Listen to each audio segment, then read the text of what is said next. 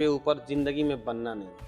हम्म। और मैं एक बात में हमेशा से बचपन से ये मैं इस बात पे यकीन करता हूँ कि देखिए ज़िंदगी में आप हाथ फैलाने वाले मत बनिए। आप हमेशा इस बात में रहिए, आप किसी को कुछ दे सकते हैं तो वो दीजिए, उससे उम्मीद मत रखिए कि वो आपको कुछ दे। दोस्तों, सबसे इंपॉर्टेंट बात, उम्मीद। ऑब्वियसली किसी से लेने की उम्मीद नहीं रखनी, रादर हमें तो ऊपर वाला ऐसा बनाए कि हम लोगों को दें। ये सबसे ज्यादा इंपॉर्टेंट बात अभी इरशाद भाई ने की। और इरशाद भाई, लोग तो अक्सर ये सोचते रहते हैं कि हमें मिल जाए, हमें देना ना पड़े, और आप कह रहे हो कि हम ऐसे बने कि हमें मांगना ना पड़े और हम दें।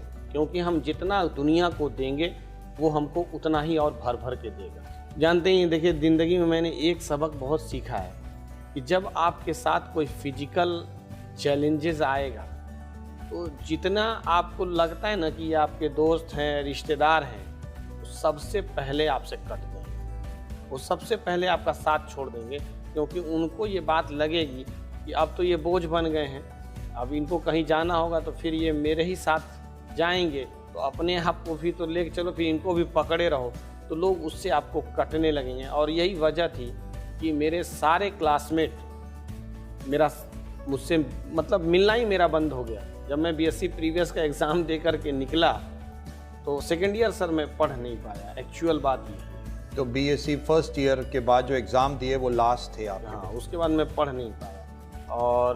और जितने दोस्त थे सबको पता चल गया था अब आप हाँ, धीरे धीरे सबको ये बात पता चल गई थी, और फिर लोग कट भी गए थे, और रिलेटिव्स भी बहुत सारी उल्टी पुल्टी बातें करते थे।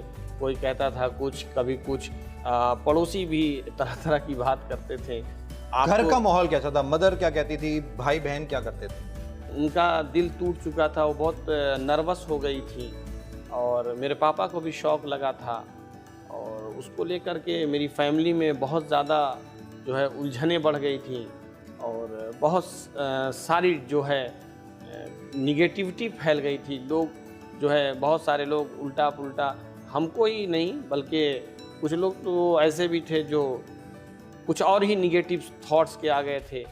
लेकिन मैं 5 साल तक डिप्रेशन में रहा। मुझे लगा कि मुझे ज़िंदगी को ख़त्म कर लेना चाहिए। बिल्कुल कुछ दिखाई नहीं देता था। हाँ, बिल्कुल क्लियर ब्लाइंड हो चुके थे, और उसी वक्त धीरे धीरे डिप्रेशन में चले गए जी। और 5 साल सर मैंने ज़िंदगी बहुत बुरी तरीके से गुजारी है। वो 5 साल में कभी ऐसा नहीं लगा कि किसी डॉक्टर्स के पास जाएं, कोई इलाज हो सके, कुछ हो सके? कोई ऐसा चीज़ नहीं थी? सर मैंने बहुत डॉक्टरों को कंसल्ट किया है। एक्चुअल में मुझे ये बात एक डॉक्टर आशीष घोष थे, अभी होंगे, वो मेडिकल कॉलेज के प्रोफेसर उस वक्त थे जिस वक्त मैं उनसे मिला था। तो उन्होंने मुझको एक बात बहुत क्लियर कट बताई थी। उन्होंने कहा था, देख बेटा, बहुत अफसोस है मुझे कि तेरी आँख खराब हो गई। और बहुत देर तक उस डॉक्टर ने मुझसे बातचीत किया था कि क्या है, कैसे है, क्या कर रहे थे, और इतनी अच्छी पर्सनालिटी है, क्या होगा, क्या। तो मैंने उनको सारी बात बताई। तो उसने मुझसे कुछ पढ़ाई लिखाई के भी क्वेश्चन पूछे, मैंने उनका आंसर दिया। तब वो डॉक्टर ने मुझे एक बात बताई, कहा, बेटा देख, बड़ा अफसोस है कि तेरे जैसे बच्चों के साथ ये हो गया, लेकिन 4 लाख लोगों में से ये किसी एक को हो जाता है। 4 लाख में से किसी एक को ये हो जाता है। और देख, तू अब इसके साथ जीने की आदत डाल ले, वरना तू जिस कंडीशन में है तू तो मर जाएगा। एक बात तो उसने ये बोली। दूसरी बात उस डॉक्टर ने बात बोली कि देख बेटा, एक बात, सच्ची बात बता दूं, तू इसके चक्कर में अब भटकना बंद कर दे। बहुत पैसा बर्बाद हो चुका है, तेरा बहुत टाइम जा चुका है, और ज़िंदगी में अभी तक अमेरिका के अंदर भी इसका इलाज आया नहीं है। रिसर्च चल रही है, लेकिन अभी तक कोई इस पे रिजल्ट्स नहीं आए हैं, और अगर कोई रिजल्ट आएगा तो कंफर्म है कि अगर तू रहेगा तो तुझ तक खबर जरूर पहुंचेगी। बहुत टफ। तो क्या महसूस होता था, क्या उस वक्त क्या लगता था आपको लाइफ में जब ये इस दौर से आप गुजर रहे थे? सर ज़िंदगी बहुत ख़राब हो गई थी। आज कहना बहुत आसान है मेरे लिए, लेकिन ज़िंदगी में सोच के भी रुला जा जाती है सर। ये 5 साल ये ऐसे ही थे, केवल घर पे रहते थे, किसी से मिलते नहीं थे, क्या करते थे वो? सर बहुत अजीब से दौर थे मेरे जिंदगी के वो। क्या हुआ?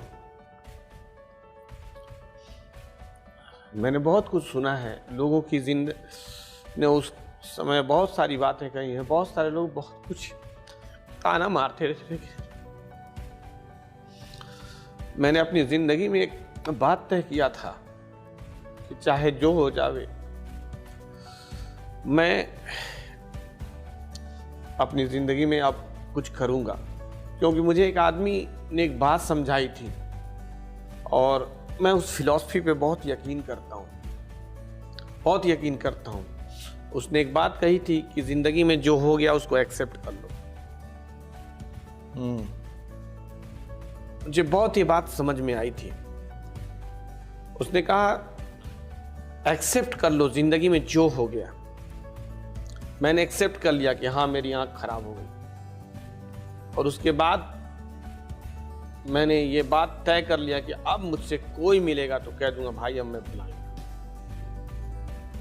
मैं ब्लाइंड हूं, क्लियर कट। तुम्हें मुझसे बोलना हो बोलो, नहीं बोलना हो कोई बात नहीं, लेकिन मैं अब ब्लाइंड हूं। समझ में आवे तो मुझसे बात करो, नहीं समझ में आवे तो कोई बात नहीं। पढ़ाई लिखाई खत्म हो चुकी थी, हाँ पढ़ाई लिखाई सब घर खत्म वालों हो गई ने ये बोला कि चलो कुछ कर लो, कोई काम कर लेते हैं, कुछ कर लेते हैं, या केवल आप घर पे बैठे रहते थे? नहीं, मेरी मम्मा जो है इसको लेकर के बहुत परेशान रहती थी। तो मेरी मम्मा ने मुझसे एक बात कही कि बेटा देख, मैं चाहती हूँ कि तू मेरे जीते जी अपनी ज़िंदगी में कोई नौकरी कर ले। तो मैंने कहा ठीक। तो उसने कहा कि देख बेटा, तू ऑलरेडी इतना पढ़ा लिखा है कि अगर तू रजिस्ट्रेशन करा ले तो तुझे जॉब मिल जाएगी। लेकिन एक्चुअल में मैं जॉब करना नहीं चाहता था। फिर उसने मुझे बहुत प्रेशर बनाया, बहुत प्रेशर बनाया। तो मैंने उसको एक बात समझाई कि देख मम्मा, मैं जॉब नहीं करना चाहता हूँ, क्योंकि मैं जॉब करके इस जिंदगी को बांध के जीना नहीं चाहता हूँ। तो अजीब सी एक बात मेरे घर में भी और जो बाहर सुनता था वो भी मम्मा को यही बात समझाता था कि आपका लड़का अभी तक तो सिर्फ आंख खराब था, अब उसका दिमाग भी खराब हो रहा है। हाँ, उसको ये नहीं समझ में आ रहा है कि घर उसकी ज़िंदगी आराम से कट जाएगी, लेकिन एक्चुअल में मैं अपनी मम्मी की ज़िंदगी को देख रहा था और मैं उसको बहुत अच्छी तरीके से महसूस कर रहा था। मैं ये समझ पा रहा था कि अगर मम्मी की जगह मैं होता तो मेरी भी ज़िंदगी ऐसे ही होती ना। भाई बहन कैसा क्या? देखिए, मैं इतना कहना चाहूँगा कि परिस्थितियाँ इंसान को कुछ भी बना देती हैं। कोई भाई बहन किसी के लिए कभी बुरा नहीं होते।